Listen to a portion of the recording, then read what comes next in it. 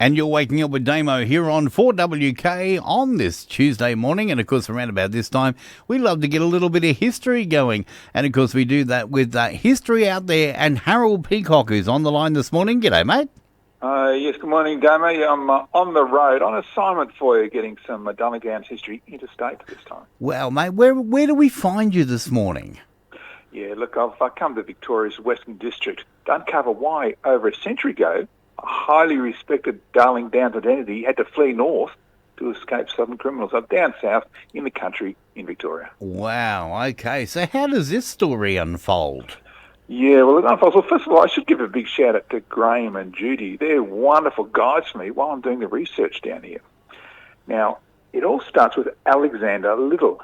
He died 60 years ago last Friday, and I started researching him. Now, he was a highly respected Darling Downs resident who seemingly had to flee north to escape those southern crims.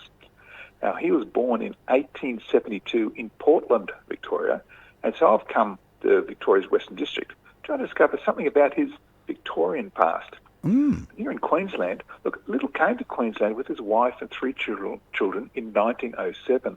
They bought a portion of the original 1840 John Darien station when it was first subdivided. Later he bought a property, Kulana, on the Darling Downs. During the Second World War, he sold up on the Darling Downs and moved to Taroom, where he had his property, Whitewood. Now, in about 1950, he sold Whitewood and moved to retire into Toowoomba, where he remained for the rest of his life.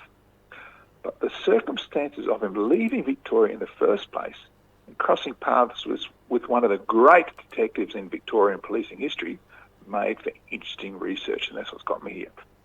You see, in 1907, Little was standing his Clydesdale stallion on his small property at Cape Bridgewater, just outside of Portland down here.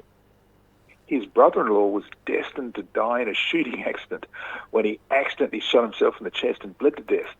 In any case, Little decided his future was in Queensland, and so the locals threw him a farewell dinner. Now, en route north, he and his family went from country Victoria into the city in Melbourne, and that's where the trouble started.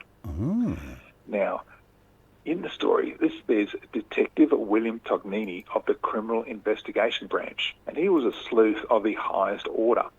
The underworld knew and feared him. In one case, he tracked down an embezzler to the United States and brought him back, which was really rare back, 130 years ago. Yeah. Now, with Tognini, no criminal was safe.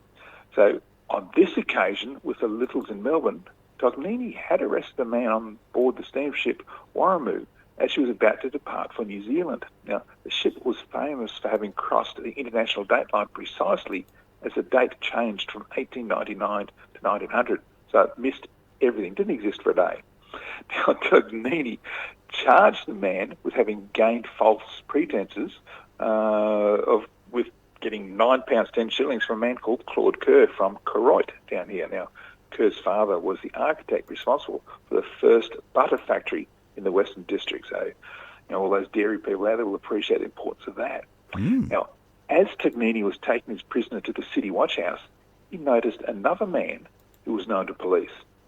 Tognini handed his prisoner to another policeman and began tailing his new suspect. The man was in close conversation with another who was obviously from the country, and this was Alexander Little. Now, Tognini saw the pair walk up the street to the Colonial Mutual building in Melbourne, where Woods left Little and entered the building. He returned to the street a few minutes later and again engaged Little in conversation. Tognini saw Little put his hand in his pocket and draw out a number of coins. He was about to pay over several to his new acquaintance when Tognini intervened and pounced. Now, Little and his family, they were in Melbourne to board a ship to the new life at John Darien. He had met the criminal at the wharf, who struck up an acquaintance with him and, pointing to some sheep, offered Little £2 to look after them during the voyage to Sydney. Now, the man pretended to go get his luggage but claimed he was without change, and so came back to borrow a few shillings. Tognini arrested the man on a charge of having fraudulently endeavoured to impose on Alexander Little because he didn't own those sheep at all and was never going to pay Little £2. Oh. He was locked up in the city watch house and sentenced to a month's imprisonment. So the great Melbourne detective Tognini had again saved the day, and Alexander Little was rescued from a city scammer on the way to safety and a new life here on the Darling Downs. Now, Little lived to be 92 years old and passed away in 1964, and today you can visit his grave at the Drayton and Toowoomba Cemetery.